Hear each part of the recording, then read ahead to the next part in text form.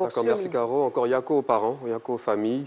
C'est vrai que c'est un sujet qui est lourd et que les enquêtes sont en cours. Donc on ne peut pas rentrer dans l'intimité du dossier. Ceci dit, je vais faire une ouverture sur 4 aspects avec en filigrane la sensibilisation. Sensibilisation sur l'utilisation des réseaux sociaux.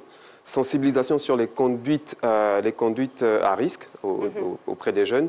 Le soutien psychologique aussi, ça c'est un aspect qu'on néglige souvent. Et puis le rôle des associations et des ONG. Alors, est-ce que vous savez qu'en Afrique, enfin au monde, le Nigeria est le 2e pays au monde en 2020 où l'on passe le plus de temps sur les réseaux sociaux avec 3h42 en moyenne. Donc, c'est quand même assez colossal. C'est le 2e pays au monde et le premier en Afrique. Et les réseaux sociaux aujourd'hui font partie intégrante de nos vies. On ne peut pas dire qu'on va s'en départir. Ce qu'on peut faire, c'est d'essayer de voir comment les utiliser de façon efficiente. Et pour ce faire, donc moi, je vais mettre en lumière quand même le rôle de certains, pas tous, hein, certains influenceurs et certaines influenceuses qui font la promotion de la vie facile, où l'on fait croire aux jeunes que gérer busy, avoir un sugar daddy, c'est normal. Il faut que les gens disent que ce n'est pas normal. Parce que nos enfants sont exposés à ça au quotidien sur les réseaux sociaux et ce n'est absolument pas normal. Et aujourd'hui aussi, on est dans une course effrénée aux likes, aux followers. Ça fait qu'on construit autour de ça une vie de buzz. Et il faut faire comprendre aux jeunes que c'est une vie virtuelle et ce n'est pas nécessaire de courir après des likes. Il y a une vraie vie à vivre et des valeurs à avoir. Je vais passer très rapidement à cause du temps. Le résultat est qu'aujourd'hui, on a une jeunesse qui est en perte de repères. Il n'y a plus de valeurs. Ils ont des modèles qui sont défaillants devant eux sur les réseaux sociaux auxquels ils sont exposés tous les jours. Et il faut pouvoir inverser la tendance avec de bons influenceurs comme notamment Caroline, je vous invite d'ailleurs à vous abonner à sa page.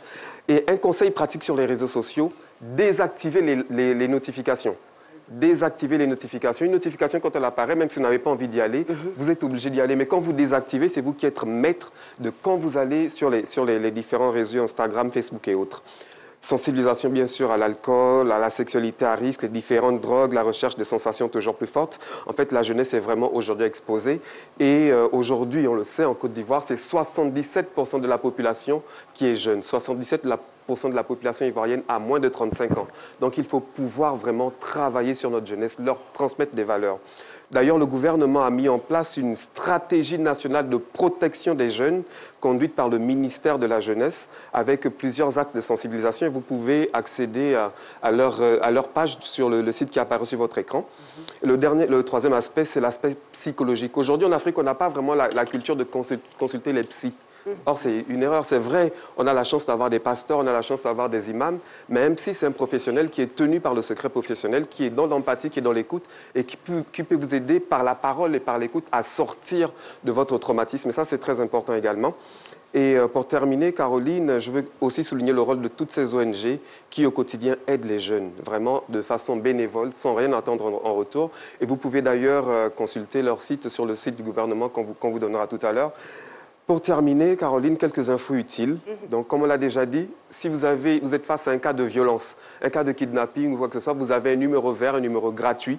Vous appelez le 116. C'est gratuit et eux, ils sauront vous prendre en main et vous conduire vers les bonnes organisations qui vont pouvoir vous aider.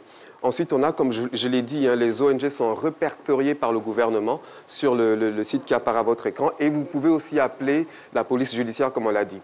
Pour finir, Caroline, j'ai juste quelques mots à l'endroit de la jeunesse. Allez-y. Vous n'êtes pas seuls, les jeunes, vous êtes l'avenir de nos pays. Rendez vos parents fiers, rendez vos pays forts. Voilà.